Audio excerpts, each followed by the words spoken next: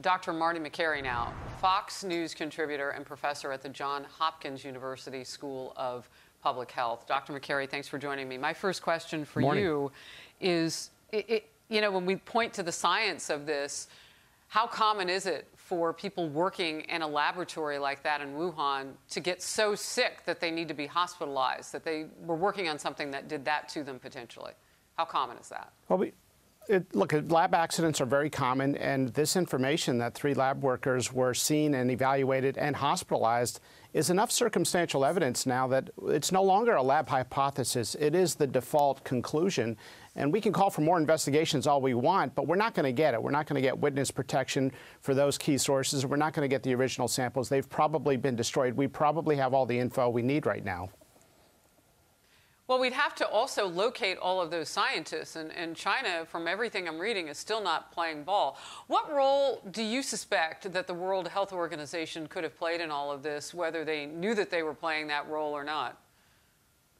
I don't even think they could have. They led a sham investigation. They put the funder of the lab, Peter Daszak, on the investigation committee, which is a complete conflict of interest. But look, even if they did that investigation properly, I think the evidence has been destroyed, and we're not going to see the witness protection needed. So I think that enough circumstantial evidence is there now that there's a conclusion that can be made. I've certainly made a conclusion, knowing how common lab accidents are. I think it's no longer a lab hypothesis. I think that's exactly what happened.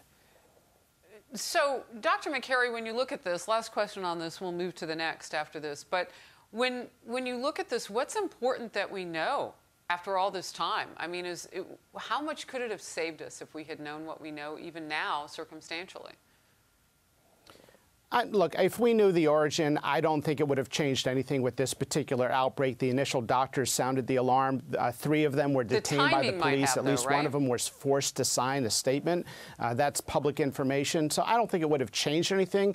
In terms of future pandemics, we should not be characterizing viruses that live in the zoonotic kingdom. There's 1 million viruses in the world. Why are we funding research to bring them into the lab and characterize them? That doesn't make sense.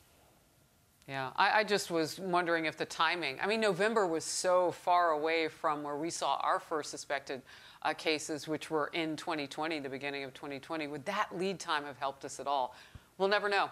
All right, Kentucky Senator Rand Paul, who tested positive for COVID-19 last year, now says he will not get a COVID vaccine shot until he sees evidence it's more effective than natural immunity. Let's watch. Already had it. I mean, should they force people to get vaccinated that already had COVID and survived? They would first have to prove that the vaccine is better than being infected. I think that we should have a choice whether we take a vaccine or not, because, frankly, all of the studies show that I have just as good of immunity as the people who've been vaccinated. Dr. Makary, your response to that?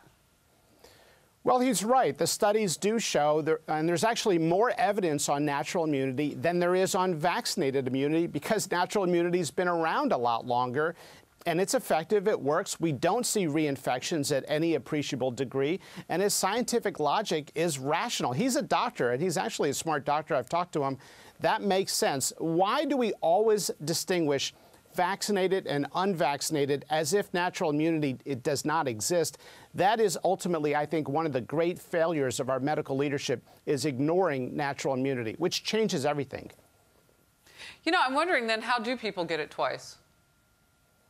Well, look, we know breakthrough infections happen after vaccinated immunity. They're rare and they're mild. That's the same with natural immunity. In the giant study in Denmark, it was 0.6%, and presumably most of those cases are mild. Just because somebody tests positive does not mean we've got a health problem. The PCR test can detect as few as 10 molecules of viral particles in your nose. That doesn't mean you have the infection.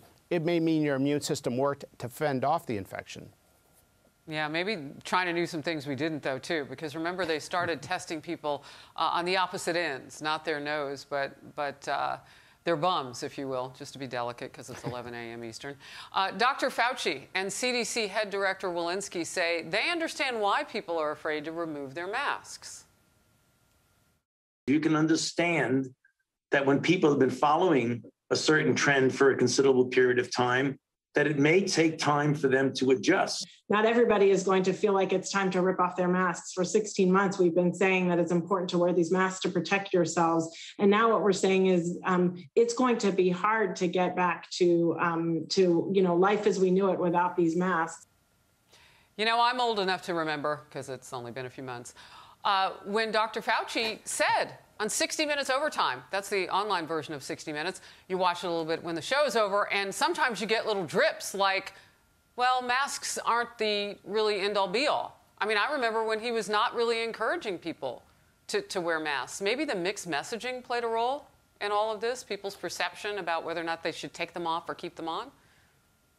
Look, when many of us had a public argument with Dr. Fauci at the beginning of the pandemic, he just thought this was going to peter out like SARS did back in the day. He was around for SARS, and he just thought it was going to poop out in China, and it didn't. And so, look, that was a mistake. But where we are now is the CDC dropped this without any warning or notice. They give us notice for school guidance, for camp guidance, for everything else, for the vaccine allocation guidance.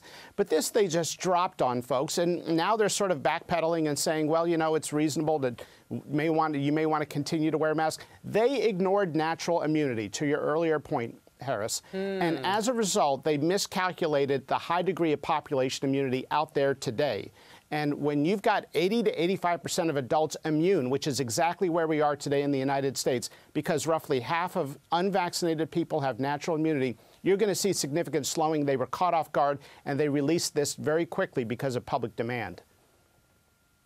Dr. Makary, always a pleasure to have you and your expertise on the show. Johns Hopkins University is lucky to have you. Thank you.